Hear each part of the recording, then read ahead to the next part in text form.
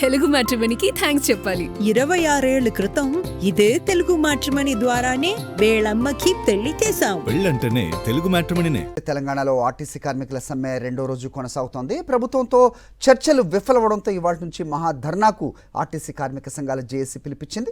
కాంగ్రెస్ ప్రభుత్వం తమ సమస్యలు పరిష్కరించే వరకు సమ్మె విరమించబోమని జేఏసీ నేతలు తేల్చి చెప్పారు. సకల జనుల సమ్మె తరహాలో ఇవాళ నుంచి పోరాటం చేస్తామని ఆర్టీసీ కార్మికులు చెబుతున్నారు. రాష్ట్ర వ్యాప్తంగా ఇవాళ కూడా బస్సులన్నీ డిపోలకే పరిమితం అయ్యాయి. డిపోల వద్ద కార్మికులు తమ నిరసనలు తెలుపుతున్నారు. ప్రభుత్వం చర్చల పేరుతో తమను తప్పుదారి పట్టిస్తోందని కార్మికులు మండిపడుతున్నారు. ఆర్టీసీ ఉద్యోగులను ప్రభుత్వంలో విలీనం చేయాలని డిమాండ్ చేస్తున్నారు. 30% తగ్గకుండా 2021 వేతన సవరణ అమలు చేయాలని విజ్ఞప్తి చేస్తున్నారు. హైదరాబాద్లో ప్రైవేట్ ఎలక్ట్రిక్ బస్సులను రద్దు చేయాలని కోరుతున్నారు. సమస్యలు తీరే వరకు వెనకడుగు వేయబోమని తేల్చి చెప్తున్నారు. రైట్, ఆర్టీసీ కార్మికుల సమ్మెకి సంబంధించి మరిన్ని అప్డేట్స్ ముషీరాబాద్ నుంచి మా ప్రతినిధి రవిచంద్ర అందిస్తారు. రవిచంద్ర, చెప్పండి, వాళ్ళ నుంచి మహాధర్నా అంటున్నారు, ఏం జరగబోతోంది? అప్డేట్స్ ఏంటి? అక్కడ సిచ్యువేషన్ ఏంటి? మీరు ఉన్న దగ్గర ఇన్పుట్ చెప్పండి. హరి, ఇవాళ 2వ రోజుకు చేరుకుంది ఆర్టీసీ కార్మికుల ఆర్టీసీ ఉద్యోగుల సమ్మె 2వ రోజుకు చేరుకుంది. అన్ని డిపోలు, రాష్ట్ర వ్యాప్తంగా ఉన్న 97 డిపోల్లో కూడా ఏ ఒక్క డిపోల నుంచి బస్సు బయటకెళ్లినట్టుగా పరిస్థితి ఉంది. వీళ్లకు సంఘీభావంగా కూడా అటు ఎలక్ట్రికల్ బస్సులు కూడా సంఘీభావం వ్యక్తం చేస్తున్నారు. డ్రైవర్లు కావచ్చు, కండక్టర్ కావచ్చు, అందరూ కూడా సంఘీభావం వ్యక్తం చేస్తున్నారు. ప్రతి ఒక్కరు కూడా ఈ ఆర్టీసీ చేపట్టిన సమ్మెలో పాల్గొనాలంటూ కూడా ఆర్టీసీ జేఏసీ నేతలు పిలుపునిచ్చారు. మన దగ్గర ఆర్టీసీ జేఏసీ ఎంప్లాయీస్ జేఏసీ నేతలు ఉన్నారు, వారిని తీసుకుందాం. చెప్పండి, అంటే 2వ రోజుకు చేరుకుంది, ప్రభుత్వం నుంచి ఇప్పటి వరకు స్పందన లేదు, ఎలా చూస్తున్నారు? ఎలా చూస్తేమున్నది, చూడవలసిన అవసరం లేదు. మా పని మేము చేసుకుని పోతున్నాం. మేము సమ్మెకు దిగినాం. నిండముడినాక సెలెక్కడిది మా కార్యాచరణ మేము కొనసాగిస్తాం. మా సమస్యలు పరిష్కరించేంత వరకు సమ్మెను కొనసాగిస్తాం. ఓకే, మంత్రి నుంచి కూడా అవ్వచ్చు, ప్రభుత్వం నుంచి ఎలాంటి స్పందన లేదు. మీరే చెప్తున్నారు కానీ ఇంతవరకు ఎవరి నుంచి మాకు స్పందన లేదు, ఎవరి నుంచి ఆహ్వానం లేదు.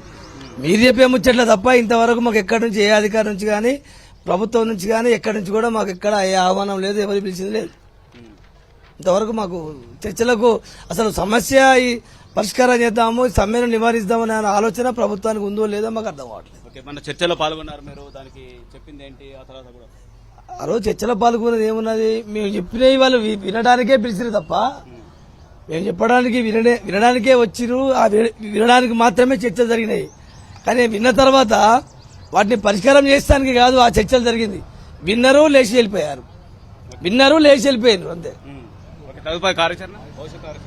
భవిష్యత్తు కార్యాచరణ ఇవాళ మళ్ళీ మేమంతా 4 గంటలకు కూర్చొని రేపటి ప్రోగ్రాము, ఒక 4-5 రోజుల ప్రోగ్రాము తీసుకొని ఈరోజు మా భవిష్యత్తు కార్యాచరణ ప్రకటిస్తాం. చెప్పండి, ఆర్టీసీ ఇప్పటికే 2వ రోజుకు చేరుకుంది, అయినప్పటికీ కూడా స్పందన లేదు ప్రభుత్వం. చెప్పండి. ఆర్టీసీ అనేది ప్రభుత్వం స్పందన వస్తుంది. ఎగిరెగిరిపడే దింపే కెపాసిటీ ఆర్టీసీ కార్మికులకు ఉంది. గతంలో కూడా ఎగిరెగిరిపడే గవర్నమెంట్ ని దింపే కెపాసిటీలకు ఉన్నది. ప్రభుత్వం ఖచ్చితంగా కూడా ఈరోజు 100% కూడా మాకు సానుకూలంగా వస్తుందని మేము ప్రభుత్వాన్ని కోరుకుంటున్నాము. సమ్మె కోసము ఈరోజు ఎవరో రిటైర్మెంట్ అయిన వాళ్ళు, ఎవరో బయట వాళ్ళు ప్రతిపక్షం కాదండి. కడుపుతున్న కాళ్ళు కాలుతున్న ఎండ కొట్టినా కూడా ఈరోజు కార్మికుడు స్వచ్ఛందంగానే ఈరోజు సమ్మెలకు వచ్చిండు. ఇంకా ఎన్ని రోజులైనా పర్వాలే, ఖచ్చితంగా కూడా సమ్మె అనేది కంటిన్యూ ఉంటుంది. ప్రభుత్వం పిలిపించి చర్చలు జరిపితే సమ్మె అనేది క్లోజ్ కావచ్చు మేము అనుకున్న డిమాండ్లని. ఆ డిమాండ్లు అయినా మాత్రం ఇవ్వకపోతే సమ్మె అనేది కంటిన్యూ ఉంటుంది. రైట్, అంటే ఈ సమ్మె కొనసాగుతుంది, ఉధృతంగా చేస్తాం. ఇంకా ప్రభుత్వం దిగొచ్చేంత వరకు, మా డిమాండ్లు పరిష్కరించేంత వరకు సమ్మె కొనసాగుతుంది, సమ్మె చేసి తీరుతామని చెప్తున్నారు. హరి. ఓకే రవిచంద్ర.